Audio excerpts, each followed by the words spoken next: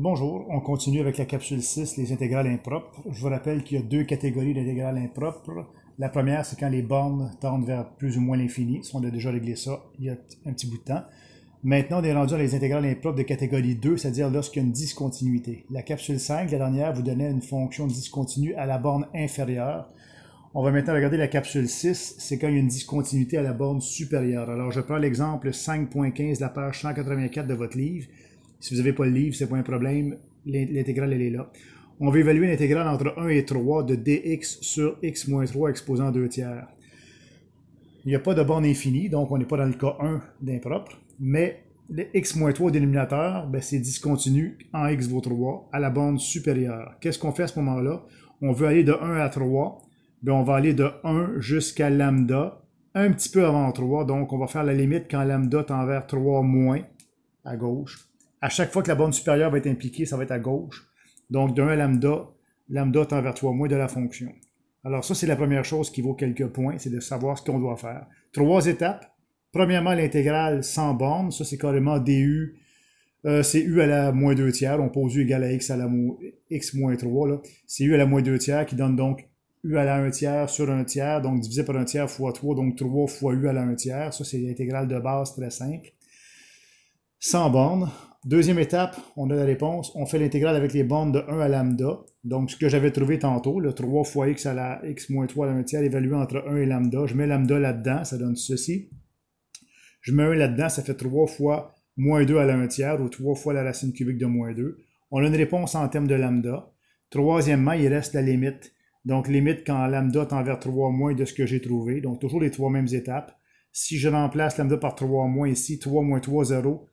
Racine cubique de 0, que ce soit 0 plus ou 0 moins, ça n'a aucune importance, ça donne 0, donc 0, moins la constante, et en numérique, ça donne à environ 3,780. Donc, cette intégrale impropre converge vers 3,780. C'était une intégrale impropre qui avait un problème de discontinuité à la borne supérieure. Maintenant, pour finir la capsule, on va regarder l'intégrale impropre où la discontinuité se fait entre les deux bornes. Je me sers de l'exemple 5.16 de la page 186. S'il y en a qui n'ont pas le livre, je vais vous laisser la regarder quelques instants. Vous pourrez la prendre en note. C'est l'exemple 5.16 de la page 186. C'est l'intégrale entre 1 et 10 de dx sur la racine cubique de x moins 2. Vous l'avez vu en note. Voilà, vous pourrez vous référer à ça si vous avez besoin. Mais on ne la fera pas au complet, mais ce que je remarque ici, c'est que premièrement, les bornes, c'est 1 à 10. Il n'y a pas de problème d'infinité. Donc, on n'est pas dans le cas 1 d'intégrale impropre. Deuxièmement, x moins 2 égale à 0 en x vaut 2. La fonction elle est discontinue en x égale à 2, qui est une valeur intermédiaire entre les deux bornes. Illustration très basique. On veut intégrer de 1 à 10. On a un problème en 2. Qu'est-ce qu'on va faire? On va aller de 1 jusqu'à 2. On ne peut pas se rendre un petit peu à gauche. Donc, limite quand x tend vers 2 moins de 1 à lambda, là, à gauche. Plus, on va partir de 2 à droite. Donc, lambda 2, la deuxième lambda, ça va être à droite de 2 jusqu'à 10. Donc, limite quand lambda 2 tend vers 2 plus jusqu'à 10. Donc, on va splitter de 1 à 2, de 2 à 10, à gauche de 2 à droite pour la deuxième chose. Et ensuite, bien, il reste à faire les deux intégrales exactement de la même façon qu'on a fait dans les capsules précédentes. Donc, c'est deux calculs à faire. Je vais marquer voir page 186 pour les calculs complets. L'exemple est fait. Vous l'avez eu tantôt en visuel. Ceci, c'est la fin de la matière de l'examen 2. Alors là, on a fini la matière de l'examen 2. Il y a un cours demain où je réponds aux questions, jeudi et vendredi, je réponds aux questions sur les intégrales. Fin de la matière de l'examen. Il y a une révision complète les 23 et 24 avril, jeudi et vendredi prochain. Je répondrai à toutes vos questions à ce moment-là. Et l'examen 2 a lieu les 27 et 28 avril, lundi et mardi la semaine suivante.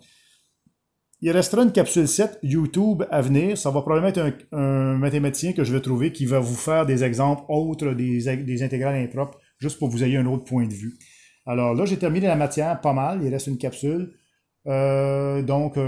Surveillez surtout, très important, surveillez l'échéancier que j'ai envoyé, cours 4, cours 5, cours 6, tout est indiqué. Le mini-test, la révision et le test. Et on s'enligne pour essayer de terminer l'examen final le 15 mai. Bonne fin de journée tout le monde. On se revoit bientôt.